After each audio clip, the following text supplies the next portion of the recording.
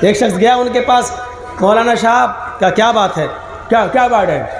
ہاں، پان کھاتا جا رہا ہے، ایک لڑکی سے محبت ہو گئی ہے، تعویذ چاہیے۔ ہاں ہو جائے گا کام۔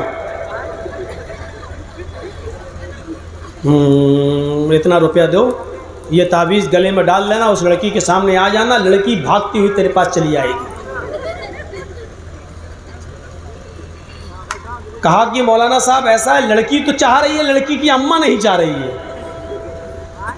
تو بولے ٹھیک ہے، اماں کے سامنے پہن کے آ جانا۔ تو کہنے لگا لڑکا ایسا نہ ہو کہ لڑکی کی جگہ اماں ہی فدا ہو جائے میرے اوپر۔ تو کہا نہیں، اماں تمہیں اپنی بیٹی دے دے گی، مطلب بالکل وہ مان۔ ایک لڑکا پہنچ گیا اس کے پاس، مولانا صاحب ایسی ایسی پریشانی ہے۔ اس نے کہا ہو جائے گا کام، لڑکی کا نام بتاؤ۔ صاحب نام نہیں بتاؤں گا میں۔ کہا کیوں؟ کہا نہیں مولانا صاحب نام نہیں بتاؤں گا، ایسی فدا ہونی چاہیے لڑکی میرے اوپر۔ نہیں، لڑکی کا نام تو لکھا جائے گا تعویذ پر، اس کا اور اس کے باپ کا نام تو بتانا پڑے گا تمہیں۔ کہا نہیں مولانا صاحب نام نہیں بتاؤں گا۔ مولانا نے کہا پھر تعویذ نہیں ملے گا۔ بک، ارے وہ لڑکی پھر کیسے فدا ہوگی جب تک نام نہیں لکھا جائے گا؟ تو اس نے کہا مریم۔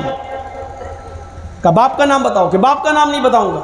کہا کیوں؟ مریم تو بہت ہے، پتہ نہیں کون سی مریم، جب تک باپ کا نام نہیں بتائے گا تب تک پھر وہ لڑکی اسی باپ کی بیٹی تو فدا ہوگی۔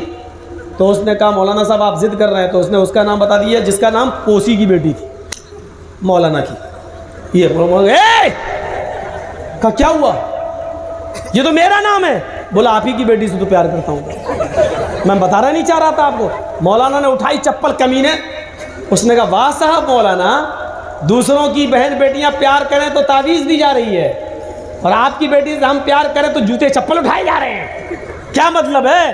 جو کام دوسروں کے لیے آپ کر رہے ہو، پھر وہ کام اگر جائز ہوتا تو اپنی بہن اور بیٹی کے لیے کیوں نہیں کر رہے ہو؟ مولانا کہتے بھاگتا کہ نہیں بھاگتا، یہ تو وہابی مولوی، بھاگ، اس کو بھگا دیا، مارے۔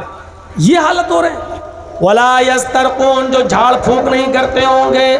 جھاڑ پھونک میں صرف سورہ فاتحہ پڑھ کے، معوذتین پڑھ کے، قُلْ اعوذ برب الفلق قُلْ اعوذ برب الناس، یہ چیز جائز ہے، آپ پڑھ کے دم کر سکتے ہیں مریض پر۔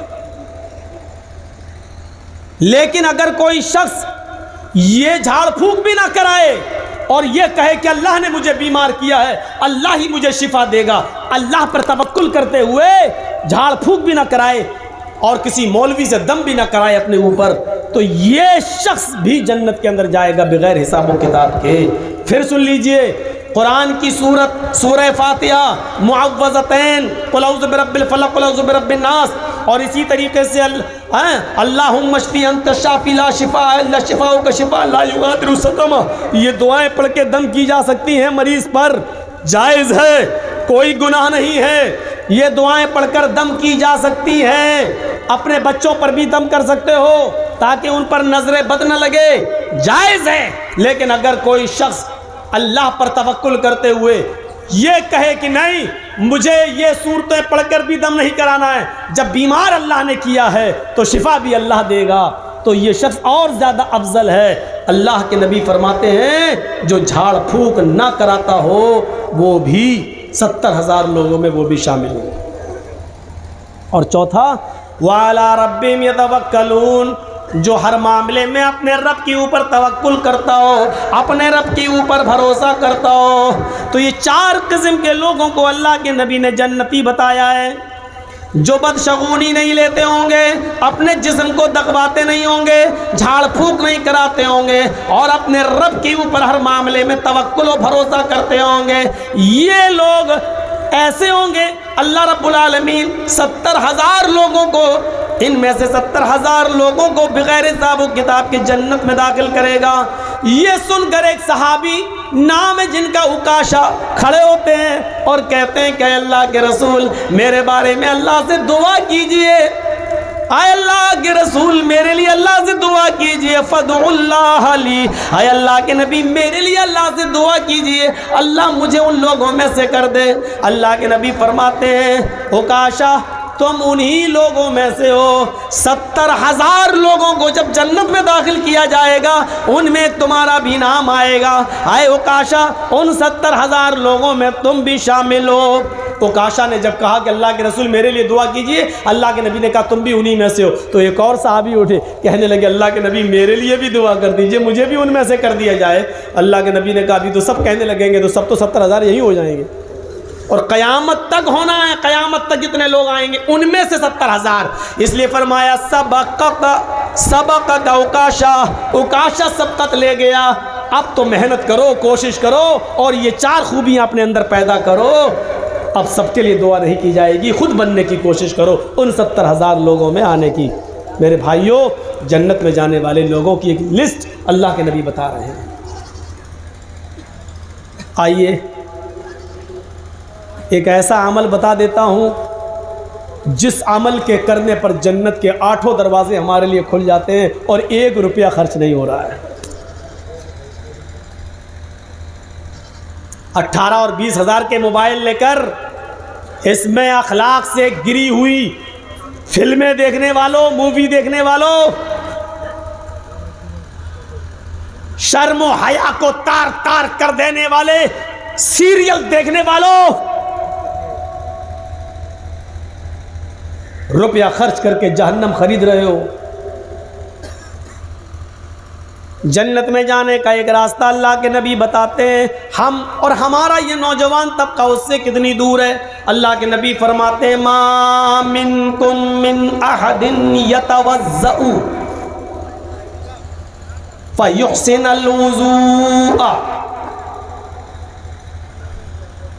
تم میں سے جب بھی کوئی آدمی وضو بنائے، لیجئے نماز پڑھنے کے لیے وضو بناتے ہیں، تم میں سے جب بھی کوئی آدمی وضو بنائے فیحسن الوضوء، تو اچھی طریقے سے وضو بنائے۔ اچھی طریقے سے، ایک وضو ہوتا ہے اور ایک وضو اچھی طریقے سے ہوتا ہے۔ اگر وضو اچھی طریقے سے نہ ہوتا تو فیحسن الوضوء کا لفظ نہیں آتا۔ تم میں سے جب کوئی آدمی وضو بنائے تو اچھی طریقے سے وضو بنائے۔ ایک وضو کیا ہوا؟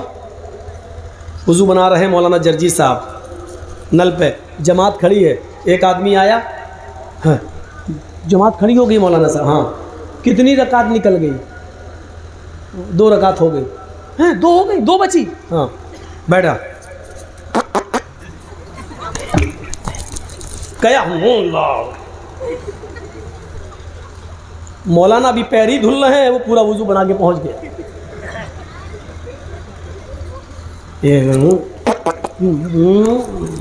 پہنچ گیا، یہ ہے وضو، لیکن اچھا وضو نہیں۔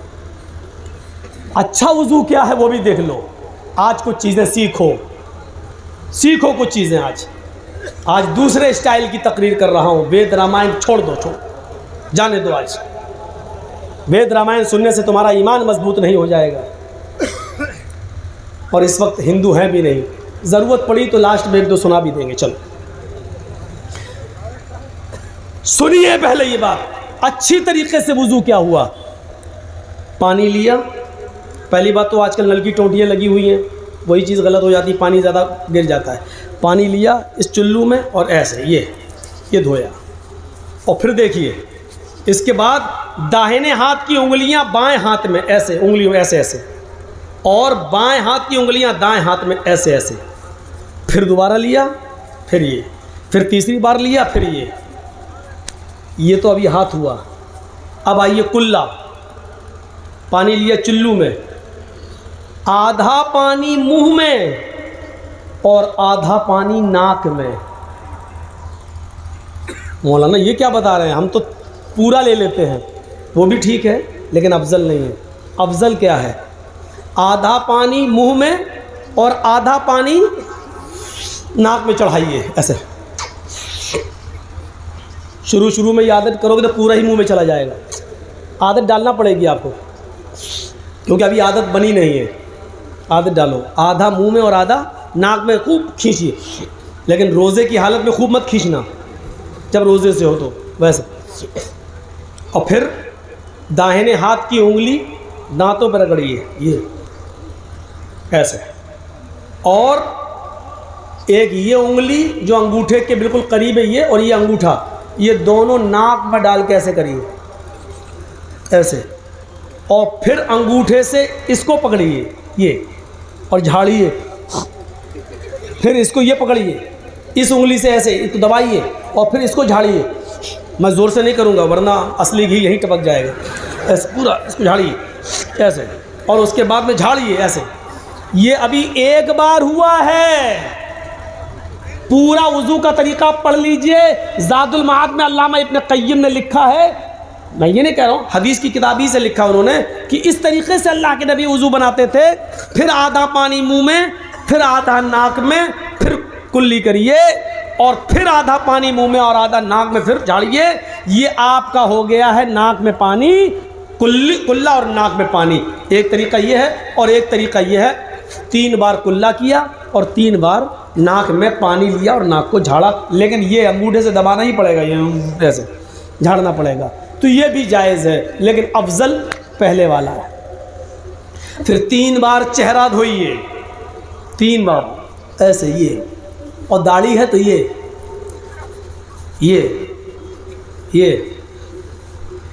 3 بار۔ اس کے بعد کوہنی تک ہاتھ دھلیے 3 بار، اور اس کے بعد یہ آیا سر کا مسح، دونوں ہاتھوں میں پانی ایسے لیجئے، یہاں سے یہ، اور یہاں تک لائیے جہاں پر آپ تکیہ لگاتے ہیں سر کا، یہاں تک، اور پھر اس کو واپس لائیے یہ۔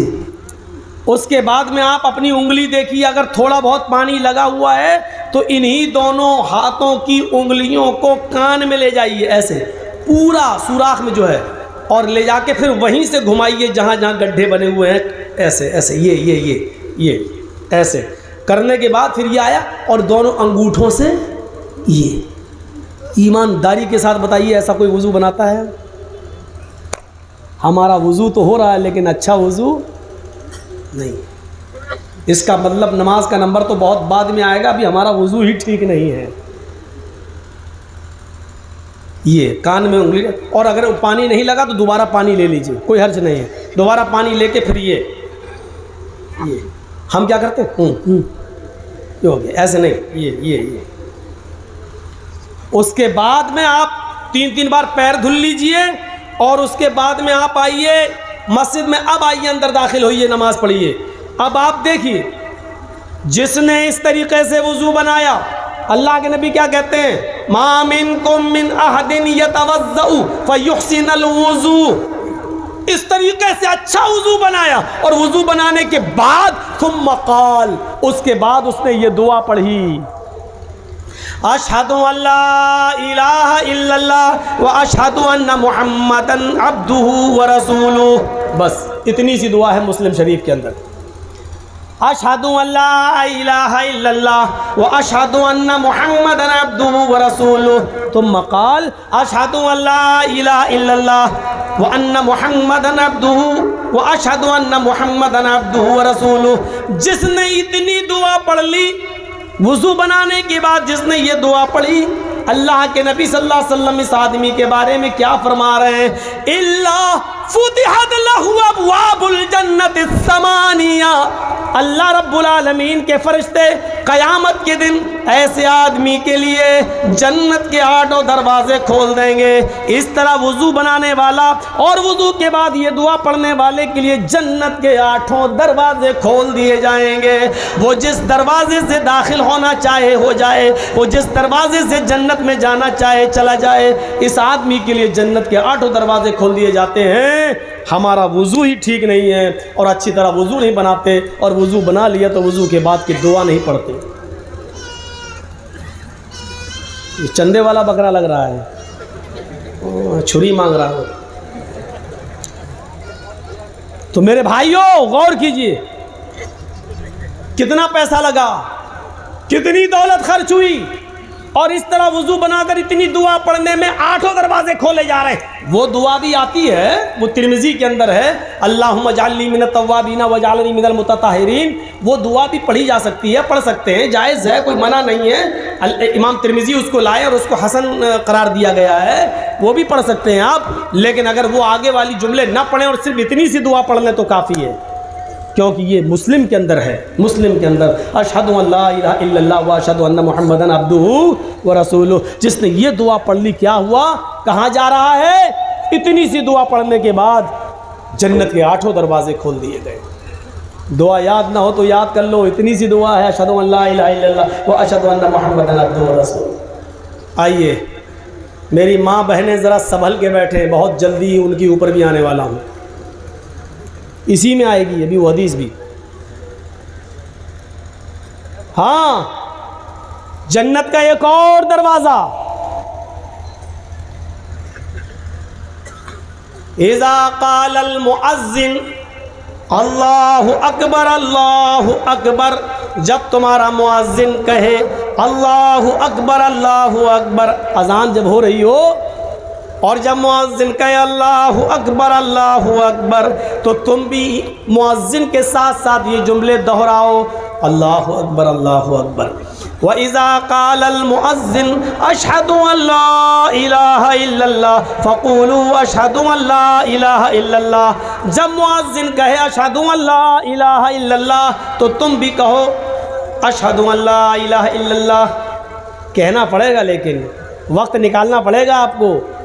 یہاں اذان ہو رہی ہے، ہم چائے پی رہے ہیں، چسکی لے رہے ہیں،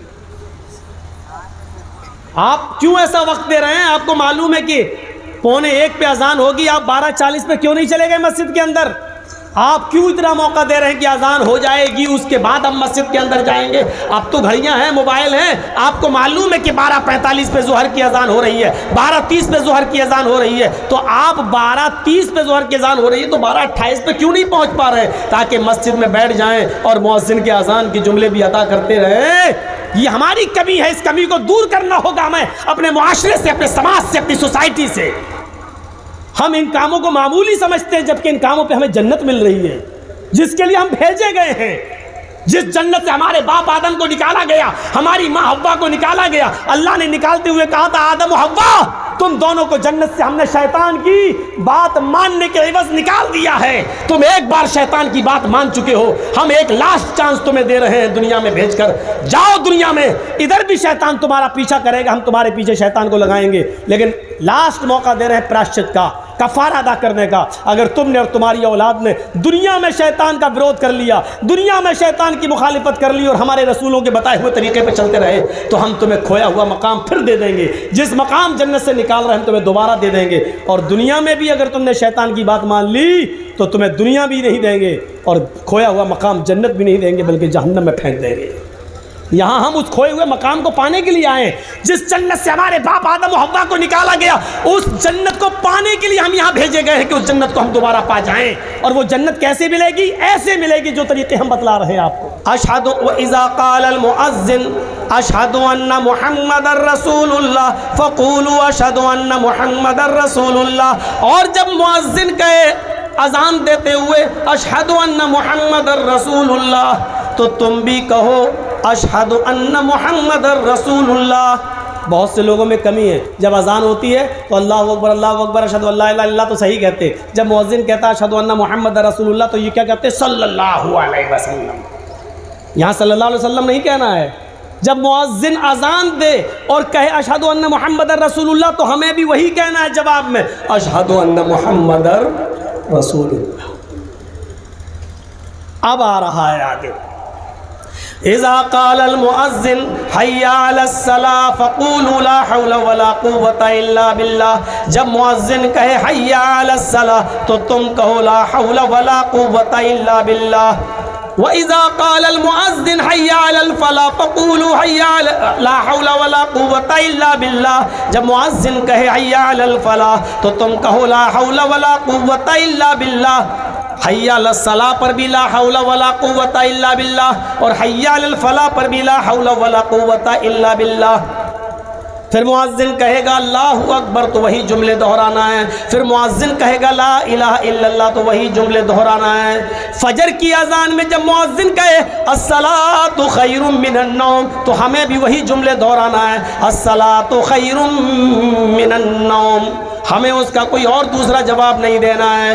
اللہ کے نبی فرماتے ہیں جس نے مؤذن کے اذان کے کلمات کو ہو بہو دہرایا جس نے مؤذن کے اذان کے کلمات کو اپنی زبان سے ادا کرتا رہا اور مؤذن کے اذان کے بعد ثم قال، اس نے یہ دعا پڑھی مؤذن کے اذان دینے کے بعد، پھر یہ دعا پڑھی اللہم رب هذه الدعوة التامة، اللہم رب هذه الدعوة التامة والصلاة القائمة آتی محمدا الوسیلہ والفضیلہ وبعثہ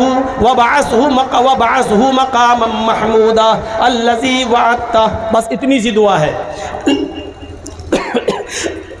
مچھر چلا گیا.